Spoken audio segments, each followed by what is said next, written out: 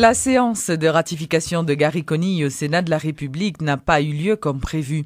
Le président du Sénat, Rodolphe Joisil, évoque plusieurs raisons qui seraient à l'origine de ce report. Reportage, Georges Allen. Convoqués par le bureau du Sénat, près d'une dizaine de sénateurs, pour la plupart ceux de la plateforme alternative, étaient présents au Grand Corps ce lundi 3 octobre pour la séance de ratification ou non du Premier ministre désigné Gary Conille.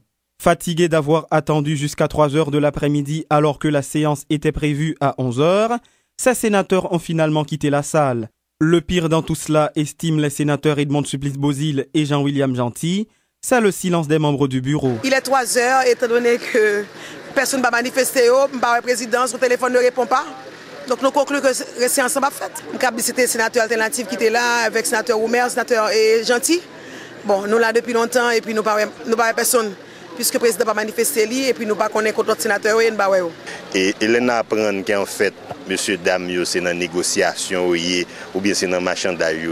Pas aucune raison pour me rester là, attendre que on nègre finisse joindre l'eau patate pas ou bien bout de sopa ou. Et puis pour me chita moi-même, attendre que ou fin, il n'y a pas aucun sens. Donc nous déplacer. Et que comme monsieur, de toute façon, il y a une majorité. Donc il a fait, c'est à faire si c'est une stratégie pour faire aller.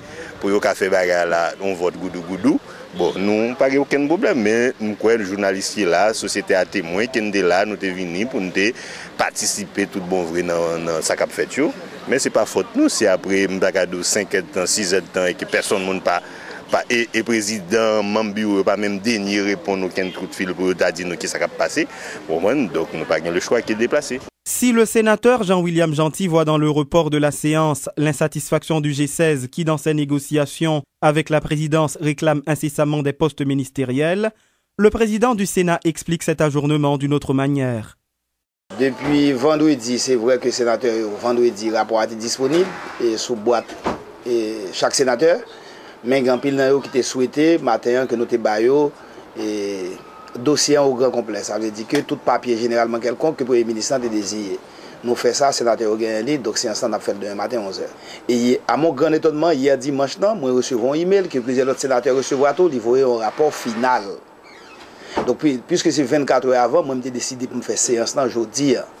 Et aujourd'hui, en l'enveni, il y a un pile de sénateurs qui manifestaient intention pour être capable de gagner tout document généralement quelconque que le Premier ministre désigné a déposé. Nous faisons copie tout document ça et nous remettons tous les sénateurs qui étaient venus là aujourd'hui, nous remettons, nous fixer séance pour demain si Dieu veut 11h. Rappelons que les membres du G16 ont brillé par leur absence à cette séance qui devait avoir lieu ce lundi 3 octobre. Elle est donc reportée à ce mardi. Parallèlement, plusieurs centaines de personnes ont manifesté ce lundi aux abords du Parlement. Les manifestants voulaient demander aux sénateurs de ratifier le choix de Gary Conille dans le but de permettre au pays de se doter d'un nouveau gouvernement.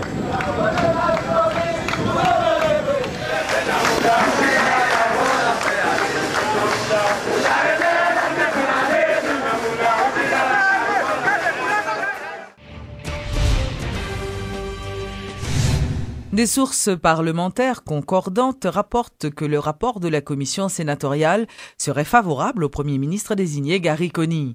Le président de cette commission, le sénateur Simon Dera Dieu seul, qui intervenait sur les ondes de radio et télémétropole, a fait remarquer que des copies du rapport ont été acheminées le week-end écoulé aux sénateurs qui ont pu ainsi analyser le document avant la séance de ratification. Par ailleurs, l'élu du centre affirme que le groupe des 16 dont il est membre n'entend pas négocier de poste avec l'équipe Martelly dans le cadre de la ratification de Gary Conille. Nous mettons en garde les sénateurs, membres du groupe 16 là, nous quelconque négociation avec le président Martelly une question pas de responsabilité. Surtout pour des sénateurs qui prennent des postes dans le président Martelly. Nous comptons lui et nous demandons si vous avez commencé le camper sous lui. Et une raison principale là, c'est que ce n'est pas une équipe qui gagne le respect de la parole donnée. Ils disent je dis en demain ils font l'autre. En parlant de qui est ça? Et l'équipe président Martelly et son équipe. Je ne peux pas dire je dis pour je dis couleur tableau ça n'a pas gardé à li bleu. Demain matin abdou non c'est pas bleu c'est rouge JT. Son bois. Pas de si c'est rouge JT Nous avons un engagement avant, c'est vrai, mais l'équipe m'a dit que c'est comme ça l'équipe ça a fonctionné. Donc, son danger lié. Mais son quoi accusation? Non, moi, je m'assume. Donc, son danger lié pour le membre groupe 16 jours. Est-ce que qui t'a pour parler avec le président Martelly, qui t'a pour parler avec nous, pas dire pas parler avec elle, mais pas prendre engagement que son poste dans le président Martelly parce qu'il n'a pas respecté la parole. Je suis sûr qu'il n'a pas respecté la parole. Moi-même, personnellement, si nous encouragé monsieur à faire discussion pour ça le président Martelly, nous avons demandé pour des ministères égaliens. Il n'y a pas de banque dans le ministère égalien. Ça, c'est le premier. Il n'y a pas de banque pour poste important. Ça, c'est le deuxième aspect. Et troisièmement, s'il a osé dire le bon poste important, demain matin, tu as un engagement équipe de prendre battre qu'on n'aime pas travailler ça. Le président de la République, qui lançait officiellement les activités scolaires, avait indiqué qu'il était confiant en ce qui a trait à la ratification de Gary Conille au Sénat de la République. Bon, tout avance. Et puis on attend. Certainement.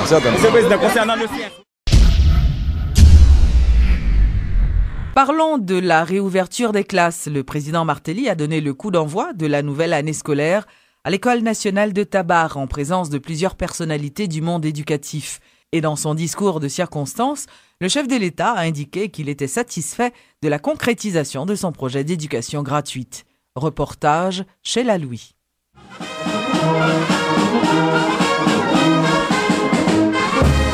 C'est à l'École nationale de Tabar que le président de la République a procédé au lancement officiel de la réouverture des classes ce lundi 3 octobre 2011. Michel Martelly s'est félicité d'avoir concrétisé son rêve d'envoyer des milliers d'enfants à l'école gratuitement tel qu'il avait promis lors de sa campagne. Pour le chef de l'État, ce 3 octobre marquant la rentrée scolaire est un jour historique. Jeudi, c'est un gros jour pour tout peuple haïtien. Article 32, dans la loi pays, récit respecté.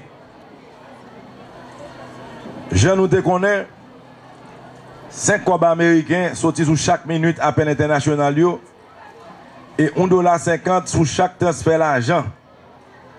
N'a tout dit diaspora, merci en pile. Ti comme ça vient permettre que le peuple a joindre l'école là gratis. Pour le ministre sortant de l'Éducation nationale, Joël Desrosiers-Jean-Pierre, c'est un pas qui a été franchi et qui mérite d'être apprécié à sa juste valeur. C'est sûr que tout n'est pas parfait. C'est un premier pas. Il y a d'autres pas importants à faire. Mais nous devons apprécier ce premier pas. Nous devons apprécier ce travail de base. C'est sûr, il va falloir consolider. Il va falloir continuer à travailler. Mais je reconnais et je veux qu'on le comprenne, c'est un pas important qui a été fait dans le cadre de cette rentrée scolaire. La représentante de l'UNICEF en Haïti a pour sa part salué la matérialisation de ce projet du président Martelly. Selon Françoise Groulos-Ackerman, l'UNICEF continuera à œuvrer à la promotion de la scolarisation gratuite comme l'exige la Constitution. L'éducation est fondamentale pour le développement des enfants, pour les familles, pour la communauté ainsi que pour l'avenir et la reconstruction de Haïti.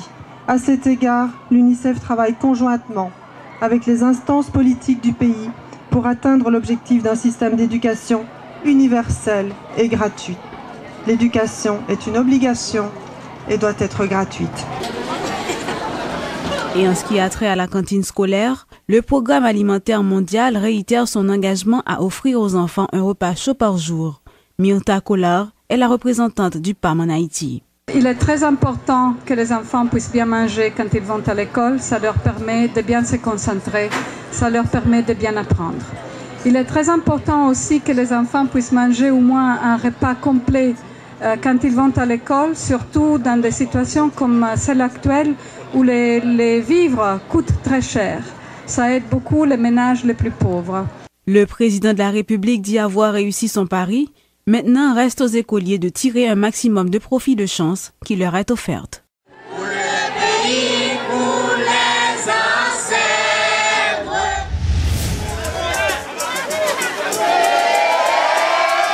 Plus de 140 000 enfants défavorisés, âgés de 6 à 12 ans, devraient connaître lundi 3 octobre leur première rentrée scolaire dans le cadre d'un programme de scolarisation gratuite mis en place par le président Michel Martelly. Des autobus sont mis à la disposition des écoliers qui recevront un plat chaud tous les jours de l'année scolaire. Jacques Bourdeau a visité plusieurs écoles. Son reportage. Ce lundi 3 octobre, la grande majorité des écoles publiques et privées de la capitale rouvrent leurs portes pour accueillir les écoliers et écolières. Dans les rues de Port-au-Prince, toutes les dispositions étaient prises pour faciliter la circulation automobile. Des autobus étaient mis à la disposition des élèves à l'occasion de cette rentrée scolaire. Se déplacer bonheur au cas où j'ai un bus facile, mais le déplacer talent puis l'élève qui est dans la rue vraiment difficile pour prendre bus. Toujours il y a un panneau comme c'est là au saute la carreau et pour venir dans panneau et pour monter. Et puis toujours il y a deux policiers qui assurent la sécurité non. Donc une rentrée scolaire réussie selon des observateurs, même si dans certaines écoles privées de la capitale, des élèves brillent encore par leur absence.